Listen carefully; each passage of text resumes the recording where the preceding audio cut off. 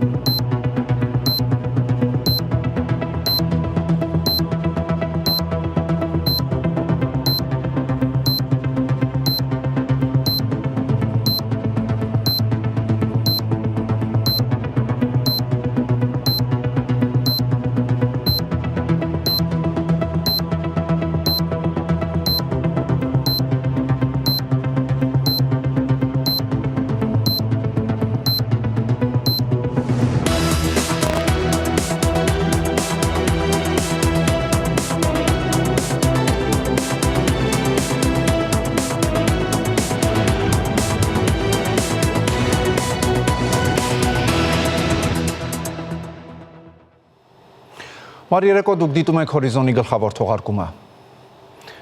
Վարչապետ Նիկոլ Փաշինյանի գլխավորությամբ 3 կառավարությունում տեղի է ունեցել խորհրդակցություն, որի ընթացքում ներկայացվել են թմրամիջոցների եւ հոգեմետ նյութերի ոչ բժշկական նպատակներով գործածման եւ ապօրինի շրջանառության դեմ պայքարի 2025-27 թվականների ռազմավարական ծրագիրը եւ դրանից բխող գործողությունները։ Ներքին գործերի նախարար Արփինե Սարգսյանն իր խոսքում նշել է, որ ռազմավարական ծրագիրը մշակման բազմաթիվ փուլեր է անցել եւ ըստ էության նախատեսվում է, որ այն կլինի մեկ միասնական փաստաթուղթ, որտեղ կամփոփվեն ոլորտի բոլոր դերակատարների առջև դրված խնդիրները։ Իսկ որոնք են ռազմավարական ծրագրի նպատակները։ Թմրամիջոցների եւ հոգեմետ նյութերի ոչ բժշկական նպատակներով գործածման կանխարգելումը, թմրամիջոցների ապօրինի շրջանառության դեմ պայքարը, բժշկական օգնության, սոցիալ-հոգեբանական աջակցության, վերաինտեգրման եւ հանրային առողջության պահպանման ապահովում։ Մանրամասներ են ներկայացվել վերոնշյալ նպատակների ուղղությամբ նախատեսվող քայլերի վերաբերյալ։ Ըստ այդմ նախատեսվում են բնակչության իրազեկման աշխատանքներ, թմրամիջոցներ գործածող կամ ապօրինի շրջանառություն իրականացնող անձանց վերաբերյալ վարչական տվյալների շտեմարանի ստեղծում, հետագծելիության ապահովմամբ, օրինական շրջանառությանը վերաբերող օրենսդրական դաշտի կատարելագործմամբ, ապօրինի թմրամիջոց գործածող անձանց համար սահմանափակումների սահմանմամբ։ Թմրամիջոցների ապօրինի շրջանառության դեմ պայքարի շրջանակում նախատեսվում է մաքսանենգ ճանապարհով թմրամիջոցների ապօրինի ներկրման կանխարգելում, օպերատիվ հետախուզական գործունեության եւ նախաքննության արդյունավետության բարձրացում, համացանցի միջոցով թմրամիջոցների ապօրինի շրջանառության կանխարգելում, իրավասու մարմինների եւ կազմակերպությունների կարողությունների զարգացում, համագործակցության ամրապնդում։ Իսկ սոցիալ-հոգեբանական վերականգնման ուղղությամբ նախատեսվում է բուժման, վերականգնման եւ վնասի նվազեցման ծառայությունների տրամադրում, հանրային առողջության ապահովում, կայուն վերականգնման կառավարում եւ սոցիալական ինտեգրում։ Վարչապետը կարևոր է համարել, թե ռազմավարությամբ ինչ քաղաքական ուղղորդում է տրվում պատկան մարմիններին։ Ես կարծում եմ ռազմավարության հիմնական խնդիրը պետք է լինի, որ մենք պատասխանենք մի հարցի. մեր հիմնական հարվածի ուղղությունը որտեղ է։ Որովհետև կա ներմուծում արտադրություն, կա տարածում եւ կա սպառում։ Մենք ինչքան խոսում ենք սպառողների մասին։ Բայց մինչդեռ ես կարծում եմ, որ մեր հարվածի ուղղությունը պետք է լինի ներմուծում արտադրություն։ Այսինքն մենք ավելի լավ է ոչ թե 4 օգտագործողի հետևից վազենք կամ տեկուս 10, այլ 4 ներկրողի հետևից վազենք, որովհետև եթե մենք 4 ներկրողի հարվածում ենք, մենք հարյուրավոր օգտագործողների զրկում ենք աղբյուրից։ Այս ամբողջ խնդիրը այդ ներմուծում արտադրությունն էլ պետք է հասկանանք ինչը նկատի ունենք կոնկրետ։ Այս հարցին մենք պետք է պատասխանենք եւ մեր բոլոր քաղաքականությունները, եթե ընդունում ենք այդ ռազմավարությունը, պետք է կարգաբերենք այս տրամաբանությամբ։ Վարչապետի համոզմամբ սահմանային վերջին փոփոխությունները եւս որոշակի արդյունք կտան։ Պայքարի ամենաարդյունավետ ձևերից մեկն էլ ըստ Փաշինյանի կինոլոգիական ծառայության հզորացումն է։ Կառավարության ղեկավարը նաեւ կարևորել է թմրանյութերն ըստ վտանգավորության դասակարգելը։ Որն է առաջին թմրամիջոցը, երկրորդը, երրորդը, որպեսզի հետագայում նաև մեր իրավապահ համակարգի աշխատանքն է տենց գնահատենք։ Մենք ասենք, որ հարգելի իրավապահներ, հարգելի ոստիկանություն, հարգելի ազգային անվտանգության ծառայություն, քննչական մարմիններ, կենտրոնացեք էներգիան, կենտրոնացրեք պետական եկամուտների կոմիտե, էներգիան կենտրոնացրեք ներմուծումների եւ արտադրության վրա։ Որովհետեւ ինչքան շատ ստեղ հարված ենք, ստեղ միջին չափի հարվածը այն բանի գիշերային ակումբներում շատ մեծ չափի էֆեկտ է ունենալու։ Մենք առանց դա ֆիքսելու, ընդեղից շատ մեծ թվով կանխարգելելու ենք հոսքը դեպի շուկա։ Ամփոփելով քննարկումը վարչապետը հանձնարարել է թմրամիջոցների դեմ պայքարի ամբողջ քաղաքականությունն ուղղել ներմուծման եւ արտադրության ուղղությամբ։ Շանթ հեռուստաընկերություն Հորիզոն։ Հայաստանի արտաքին գործերի նախարարության մամուլի խոսնակ Անի Բադալյանը լրատվամիջոցների հարցինի պատասխան անդրադարձել է Ադրբեջանի արտաքին գործերի նախարարության այն հայտարարությանը, թե հայկական կողմն ամբողջությամբ չի տրամադրել հականապատ տարածքների քարտեզները։ Կարևորելով հումանիտար հարցերի հասցեագրումը 2021 թվականի հունիսի 12-ին, հուլիսի 3-ին, հոկտեմբերի 19-ին, նոյեմբերի 1-ին եւ նոյեմբերի 29-ին Հայաստանն առանց նախապայմանների միակողմանի կերպով Ադրբեջանին է տրամադրել ականապատ դաշտերի թվով 972 տեղամատյաններ։ Ավելին, հավատարիմ մնալով մարդասիրական հարցերում համագործակցության սկզբունքներին, Հայաստանը հարցումների միջոցով կազմել եւ 2024 թվականի սկզբում Ադրբեջանին է փոխանցել ականապատ դաշտերի նոր տեղամատյաններ։ Ադրբեջանը շարունակաբար կասկածի տակ է այդ քարտեզների ճշգրտությունը, չնայած որ մեր կողմից բազմիցս հայտարարվել է, որ չկան ավելի լավ կամ ավելի ճշգրիտ քարտեզներ։ Հայաստանն ինչպես նախկինում, այնպես էլ այժմ պատրաստ է միջազգային փորձագետների ներգրավմամբ ստուգել այդ քարտեզների ճշգրտությունը։ Հավելենք, որ Արդարադատության միջազգային դատարանը միանշանակ մերժել է Հայաստանի նկատմամբ ժամանակավոր միջոցի կիրառելու պահանջը, որով Ադրբեջանը Հայաստանին մեղադրում էր ականապատումների մեջ։ Ֆրանսիա կատարած աշխատանքային այցի շրջանակում Հայաստանի բարձր տեխնոլոգիական արդյունաբերության նախարար Մխիթար Հայրապետյանը հանդիպել է Ֆրանսիայի զինված ուժերի նախարարության սպառազինությունների գլխավոր տնօրինության ղեկավար Էմանուել Կիվայի հետ։ Քննարկման առանցքում են եղել Հայաստանի եւ Ֆրանսիայի ռազմաարդյունաբերական համագործակցության զարգացման հեռանկարները, տեխնոլոգիական փոխանակման ծրագրերի նախաձեռնման հնարավորությունները, Հայաստանում պաշտպանական տեխնոլոգիաների զարգացման առնչվող հարցեր եւ այլ թեմաներ։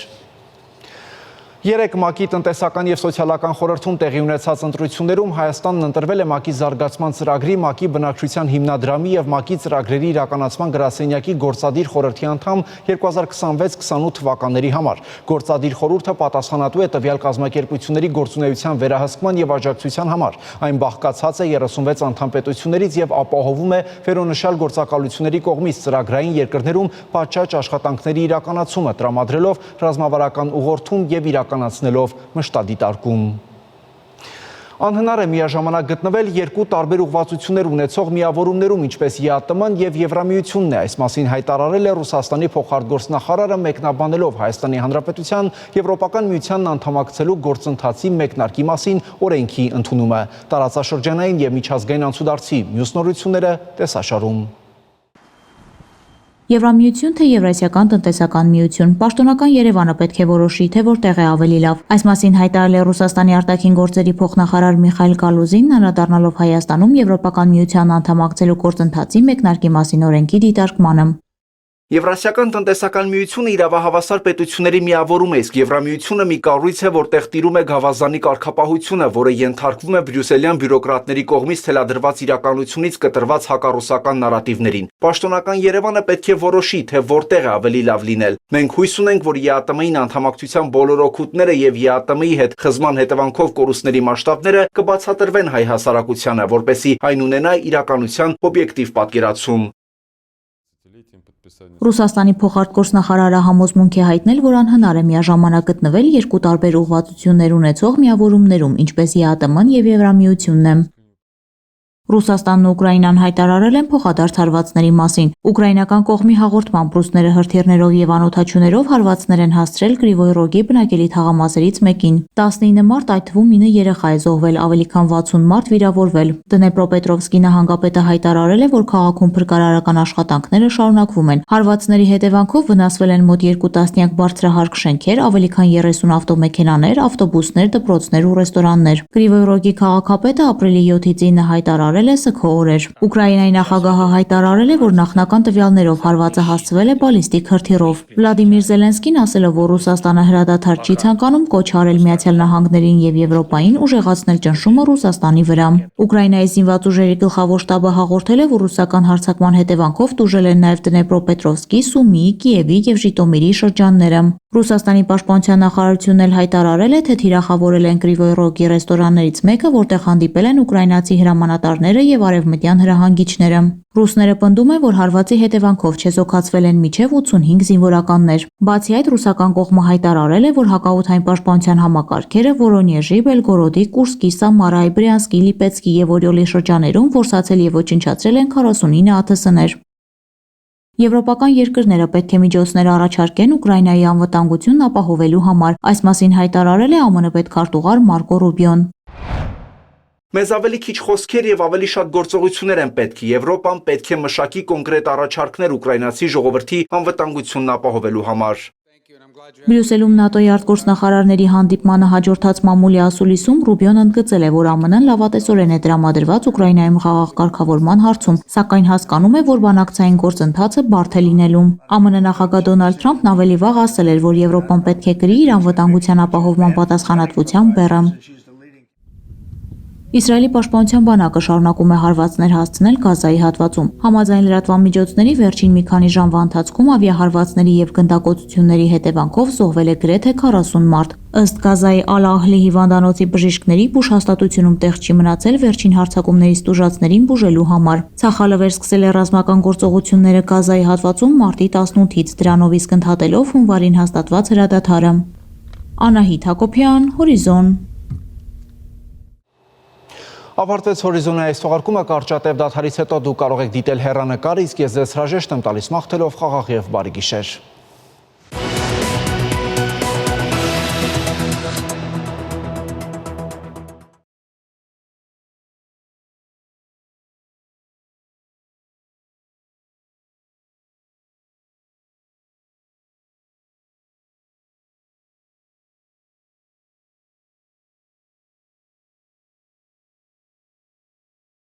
Սատուրքել է սահմանում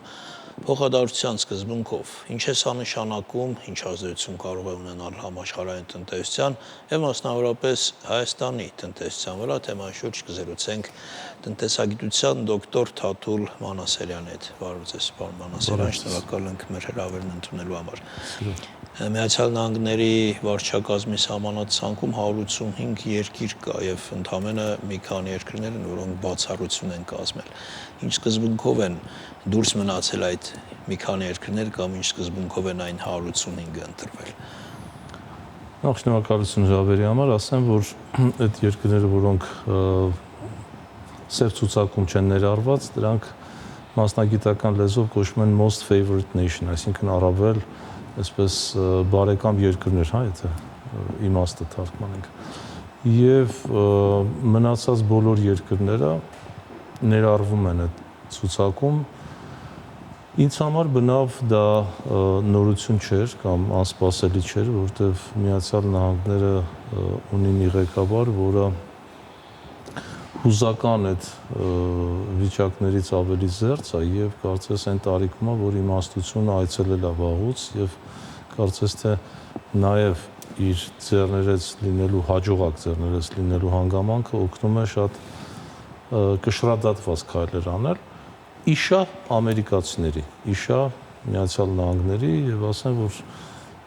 վերջերս եմ եղել Միացյալ Նահանգներում, բարբերաբար պատիվ ունեն այնտեղ կամ դասավանդելու կամ գիտաժողովներ լինել, բնակչության ընդհանուր եւ գործարար շրջանակների ընդհանուր տրամադրությունը լրիվ դրական է այն բարեփոխումների մասով, որ իրականացվում է։ Հիմա աշխարհով մեկ կարող են լինել տարբեր տրամադրություններ եւ դա հասկանալի է, որովհետեւ տարբեր ժամանակահատվածներում, տարբեր նախագահների օրոք ինչ-ինչ պատճառներով դուրք են տրվել այս կամ այն նախագծերի, այս կամ այն ուղղությունների, որոնք ընդհանուր առմամբ մեղմ ասած անհասկանալի են եւ աշխարհում տեղի ունեցող մեզ համար տարօրինակ անընդունելի արժեքների հետ կապված եւս շատ միանշանակ դիրքորոշում ունի ներկայիս նախագահը գալով իր հարևաններից սկսել է այդ հարաբերությունները ճշտել ինչպես Մեքսիկայի հետ, այնպես էլ Կանադայի, կան նաև Գրենլանդիայի հարցը, մյուս երկրների եւ որքան էլ որ տարօրինակ լինի, տարօրինակ է որպես մեր սովորույթների կամ սովորական ըմբռնումների մեջ տեղավորվող քայլեր բայց շատ տրամաբանական է։ Նույնը Ուկրաինայի հետ կապված, որևէ երկրի հետ կապված։ Եթե պետությունը կամ երկիրը, ժողովուրդը մի բան ցանկանում է, ապա պետք է դրա համար վճարի։ Մենք շատ թանկ գին վճարեցինք 44-օրյա պատերազմում եւ դրանից առաջ նույնպես։ Ինչու որևէ այլ երկիր պետք է միլիարդներ հենց այնպես ձեռք բերի, սա բնական հարց է առաջացրել պետության ղեկավարի մոտ եւ ասում է, թե ուզում եք վճարեք։ Մենք անվտանգություն կապավենք, եթե դուք ռեսուրսներ անեք։ Մյուս կողմից քայլերի փիլիսոփայությունն եմ ուզում ներկայացնել։ Տեղական արտադրությունը պահպանելու խնդիր կա։ Երբ մաքսատուրքերը բարձրացնում են, դա նշանակում է մեզ համար անցանկալի են այլ տեղերից ներմուծվող ապրանքները։ Հիմա շատերը ասում են, իսկ ինչի Կանադայի հետ կապված նաև այսպիսի հարցեր են առաջացել, որ Կանադան պիտի կամ մտնի Միացյալ Նահանգների կազմի մեջ, կամ ուրեմն ինքը որոշի, թե ինչ հարաբերություններ է ունենալու։ Իհարկե դժգոհություն կա Կանադայից, բայց այստեղ եւս տրամաբանություն կա։ Կանադան չունի իր անվտանգային համակարգը։ Ամբողջովին կախված է Միացյալ Նահանգներից եւ անվտանգության բանակ բոլոր առումներով, հա։ Լինելով այդքան մեծ պետություն տարածքով։ Մեծ տարածքով, բայց այդուհանդերձ եկեք ու տեսեք, որ Կանադան երևի քչերի կամ շատերի համար տարօրինակ կլինի, որ ինքը բնավ այն ինքնուրույնությունն ու ինքնիշխանությունը չունի, ինչ որ կարող է թվալ։ Բայց Ռուսաստանը չկա այդ ցուցակը։ Կանադան գտնվում է Մեծ Բրիտանիայի պաշտոնական քաղաքական ազդեցության տակ, նաև իրավական ու օրենսդրական շատ նորմերով, չխոսելով արդեն Քվեբեկի նահանգ եւ այլ։ Ռուսաստանի հետ, այսպես ասենք, կան պայմաններ դրված, որոնք չբավարարելու դեպքում դրանք եւս, բայց նաև Միացյալ Նահանգների ներկայիս ղեկավարը դիտարկում է տնտեսական առումով, եթե ոչ քաղաքական ու անվտանգային, ապա տնտեսական առումով դիտարկում է որպես հեռանկարային գործընկեր եւ ակնկալիքներ ունի։ Հայաստանի վրա, պարոն Այսօր էլ ասեմ ներողություն, այդ բոլոր պատժամիջոցները, որ Բայդենի օրոք կիրառվեցին, դրանից առաջել։ Այդ պատժամիջոցների պայմաններում անգամ Միացյալ Նահանգները չէր զլանում ներմուծել ապրանքներ Ռուսաստանի Դաշնությունից, ուրան, նավթ, գազ եւ այլ տարբեր ապրանքներ, այսինքն իրականում կախվածությունը այդ գերտերության չի համապատասխանում այն ինքնիշխանության հայտարարություններին, որը որ արվում են։ Հայաստանի տնտեսության կոնկրետ որ ոլորտների վրա կարող է սա ազդեցություն թողնել։ Ինձ համար մի քիչ տարօրինակ է այն փոքր աժիոտաժը, այսպես ասենք, կամ աժիոտաժը, որ սկսվել է Հայաստանում, որովհետև որպես տնտեսագետ ուզում եմ հետևյալ դիտարկումն անել։ Նախ պետք է մենք ունենանք համախառն ներքին արդյունքի կառուցվածք հստակ, որ տարեցտարի չի փոփոխվում եւ կախված չի օրինակ ռուս-ուկրաինական պատերազմից կամ Մերձավոր Արևելքում ինչ-որ մի իրադարձությունից։ Իսկ մենք այն վիճակում ենք, որ միայն ռուս-ուկրաինական պատերազմի շնորհիվ անտրամաբանական բառակապակցություն, բայց մեծ օգուտներ ապահովել Հայաստանին, այսինքն մոտ 15-ից 20 միլիարդ մեր փորձագիտական գնահատականներով այս ընթացքում Հայաստանը մուտք գործել կապիտալ, որը հետո արտահոսել է, իհարկե։ Ազգային արժույթը դրամը բարձրացել է 20%-ից ավելի։ Այդպիսի բաներ չպիտի տեղի ունենան, թե կայուն զարգացող երկիր ու տնտեսություն ունեն, կանխատեսելի նաև զարգացում։ Ցավոք պետք է արձանագրենք, որ մենք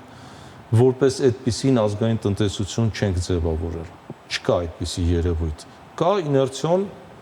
այսպես շարժվող, դժվարանում եմ ասել, զարգացող օրգանիզմ, որը բաղկացած է ուղղակի տարբեր տնտեսվարող համառ տնտեսվարող կառույցներից եւ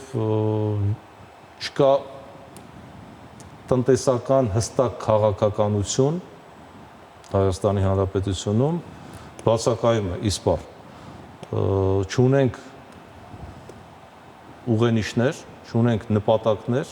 ինչու է զարգանում տնտեսությունը կամ դեպի ուր է զարգանում հենասյուները, որոնք արձանագրված են 14-25 թվականների պետական ռազմավարության մեջ անգամ դրանք անտեսվել են, չունենք նոր անվտանգային ռազմավարություն, ինչը շատ կարևոր է ցանկացած պետության համար, եւ մենք ամենակարևորը Միացյալ Նահանգների համար ոչ միայն չափի առումով, հա, ծավալների առումով տնտեսական, մենք չունենք ապրանքների համախումբ, որը տարեստարի նույնն է պահպանվում եւ դրանք կարող են փոփոխվել։ Բացի իհարկե տրադիցիոն է տավանդական ապրանքներից, որ ըմպելիքներ, չգիտեմ, գինիներ, կոնյակ առանձին հայ համայնքների համար նախատեսված։ Բուն ամերիկյան շուկայի համար քիչ բան ունենք, բայց շատ քիչ են, աննշան եւ դրանք տոկոսների անգամ չեն։ Եվ այդ քիչ այս process-ի ընթացքում կարող է հայկական ապրանքատեսակների այն ինչ որ ունենք արժեքը բարձրանա, հա, եւ ինչ որ իմաստով դրանք դառնան ոչ մրցունակ կամ ավելի քիչ մրցունակ։ Տեսեք, տեսականորեն այո, տեղեկատվական տեխնոլոգիաներ, օրինակ, դրանք որպես կանոն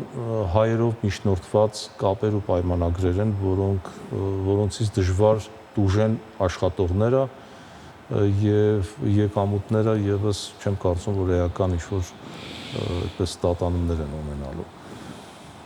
Արտահանման ճյուղերից մեկը պետք է համարենք նաեւ զբոսաշրջությունը։ Քչերն են դրա մասին խոսում, բայց զբոսաշրջությունը դա եւս արտահանում է։ Մենք Միացյալ Նահանգներից այդքան մեծ քանակությամբ չունենք զբոսաշրջիկներ ներգնա, հիմնականում գործի բերումով կամ առանձին պրոյեկտների բերումով այցելում են Հայաստանի Հանրապետություն, դա եւս չի կարող դժուժել։ Մենք ճյուղ-առճյուղ կարող ենք այսպես գնալ եւ տեսնել էներգետիկայի ոլորտ, գյուղատնտեսություն, որտեղ ունենք այդ մրցակցային առավելությունները, հարադեպային, այսինքն էպիզոդիկ բնույթ են կրում։ Եվ ասել, որ դրանից տնտեսությունը կտուժի, չեմ կարծում։ Այս պահին որևէ այդպիսի օրինակ չեմ մտաբերում, լավագույն դեպքում կամ վատագույն դեպքում կարող է ինչ-որ մի տնտեսվարող, ինչ-որ մի ապրանքի գծով խնդիր ունենա, բայց մինչ օրս ապրանքները Հայաստանից արտահանվող, որ ես հայկական նպարատներում տեսնում եմ Միացյալ Նահանգներում, նույնիսկ եթե գները բարձրանում են, հայերը մեծ հաճույքով դրանք ձեռք են բերում, ես չեմ կարծում, որ դա ամերիկացիների համար հատկապես նախատեսված ապրանքներ են, ամերիկացիները առանց հայկական կոնյակի չէին կարող կամ առանց ջերմուկի եւ այլն։ Այս առումով իրատես լինենք 10%-ի բարձրացումը կամ ընդհանրապես պայմանականորեն ասենք, հա, դրանք պատժամիջոցներ չի կարելի համարել, մեզ համար ոչ դրական զարգացումները չեն կարող բացասական անդրադարձություն ունենալ Հայաստանի տնտեսությանը։ Պարոն Մանասարյան, ընթացիկ համար տնտեսական խնդիրներից խոսենք։ Տեսեք, մենք Հայաստանը դեռ մեծապես կախված է մնում ռուսական տնտեսությունից, մեր տնտեսությունից։ Մյուս կողմից գոնե իշխանությունների մակարդակով չի թաքցվում, որ մենք գնում ենք դեպի Եվրամիություն կամ այդպիսի ցանկություններ ու հավակնություններ ունենք։ Եվ ինչքան սա կարող է տևել, այսինքն մենք ինչքան կարող ենք մոտենալ դեպի այդ Եվրամիություն, ԵՄ արդեն համապատասխան օրենք ընդունվեց այդ գործընթացի մեկնարկի մասին, եւ դեռ պահենք ոչ թե մեր կախվածությունը ռուսական տնտեսությունից, այլ մեր կապը ռուսական տնտեսության հետ, որովհետեւ այդ կապը այսօր գերիշխող է եւ շատ կարեւոր նշանակություն ունի Հայաստանի համար։ Շատ կարեւոր հարց եք տալիս։ Նախ եւ առաջ ուզում եմ սկսել նրանից, որ ինչպես մեր զրույցի սկզբում նշեցի, անգամ Միացյալ Նահանգները գերտերությունը կախվածություն ունի Ռուսաստանից։ Իդեմս Ռուսաստանի չի ուզում ունենալ թշնամի։ Ուրիշ ում համեմատենք Միացյալ Նահանգներից ավելի հզոր։ Դա տրամաբանությամբ բոլորը երևի ունեն, նաև Եվրամիության երկրները, ասում են բոլորը ունեն։ Բոլորը լուրջ կախվածություն ունեն եւ նրանք չեն քաղաքականացնում, երբ Ռուսաստանից ինչ-որ բան են ներմուծում, ավելի շատ չեն քաղաքականացնում, երբ այնտեղ բիզնես են անում։ Միջնորդված այսօր էլ Եվրոպան ներկայացված է ռուսական շուկայում, Ամերիկան եւս։ Ես բնավ չեմ ուզում հորդորել, որ մենք այս պատկերը պահպանենք, որովհետև որևէ երկրից մեծ կախվածությունը չի կարող նորմալ երևույթ լինել։ Բայց դրա համար պետք են պրոֆեսիոնալներ։ Ինչի դեֆիցիտ ունենք մենք։ Պետական կառավարման համակարգում, տնտեսության կառավարման, տնտեսության գիտակներ, փորձագետներ կամ փորձագետներին լսելու ունակություն ես չեմ նկատել։ Մենք բազմաթիվ առաջարկներ, նախագծեր ներկայացրել ենք կառավարությանը եւ բարբերաբար դա նորմալ է, որ փորձագետները պետք է իրացնեն իրենց գաղափարները։ Բայց ցավալիորեն այդպիսի պահանջ չի դրված, գիտելիքի կամ փորձագիտական մտքի պահանջ չկա էկոնոմիկայի նախարարության կողմից, օրինակ, ոչ ներկայիս նախարարի, ոչ նախորդի կողմից, այսինքն կարծես թե բնատնտեսություն է ստեղծված, իրենք սպառում են այն ինչ որ ունեն եւ այլ փորձագետների կարիք չկա, մինչդեռ շատ պարզունակ մի բան ասեմ, մեր հարևան երկրների հետ մենք զարգացնում ենք բավարար կապեր, որ թույլատնենք կախվածությունը, ասենք Ռուսաստանի։ Դա էլ ինքնանպատակ չպետք է լինի, ասեմ ձեզ։ Ես դարձյալ կրկնեմ, կախվածություն որևէ մեկից պետք չի լինի։ Իսրայելը հզոր կախվածություն ունի Միացյալ Նահանգներից։ Իսրայելի ռազմաարդյունաբերական համալիրը մեկ օրում կարող է ոչնչանալ, եթե Միացյալ Նահանգները հանկարծ երես թեքեն Իսրայելից։ Կամ ստեղծվի այնպիսի պատկեր, ինչպես տեսականորեն, ասենք, Կանադայի հետ,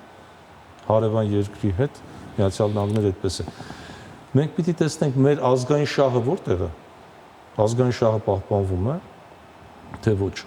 Մենք կարողանում ենք մերձավոր արևելքի երկրների հետ զարգացնել տնտեսական կապեր։ Մշտապես են կարծիքի եմ, որ անտեսում է 2.5 մի քիչ ավել բնակչություն ունեցող միլիոն բնակչություն ունեցող Հայաստանը, մոտ 100 միլիոն բնակչություն ունեցող Իրանը իր կարողություններով, այդ թվում գիտության ասպարեզում, տեխնոլոգիաների եւ այլն։ Այսինքն բազմաթիվ են, մենք դիվերսիֆիկացիա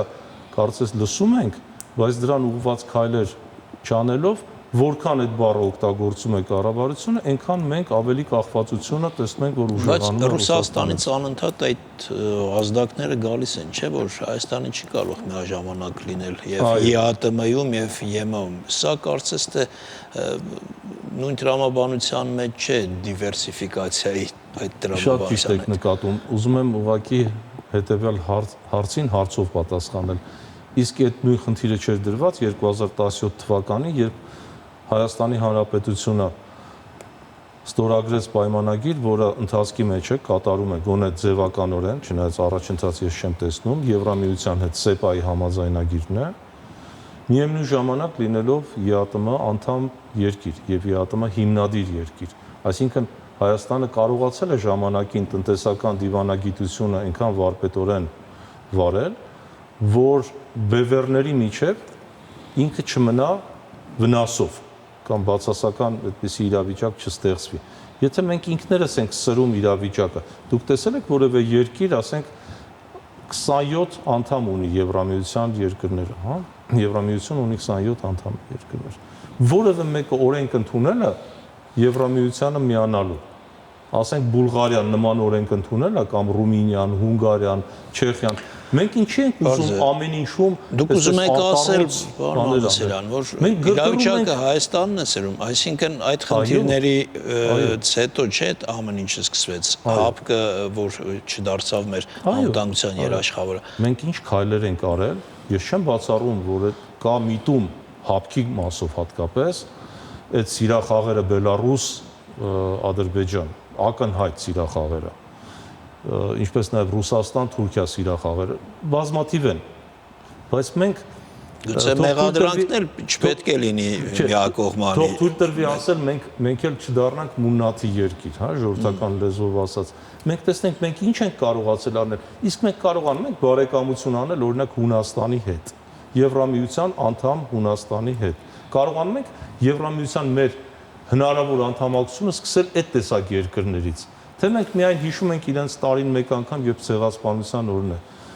հիշատակվում։ Այսինքն մեզնից կախված մենք շատ բաներ ունենք եւ դա մեր գիտակցությունից է գալիս, չբացառելով որ մենք ունենք եւ ոչ բարեկամ երկրներ եւ թշնամի երկրներ, բայց մենք չենք անում այն պարզ քայլերը, որոնք կարելի է անել։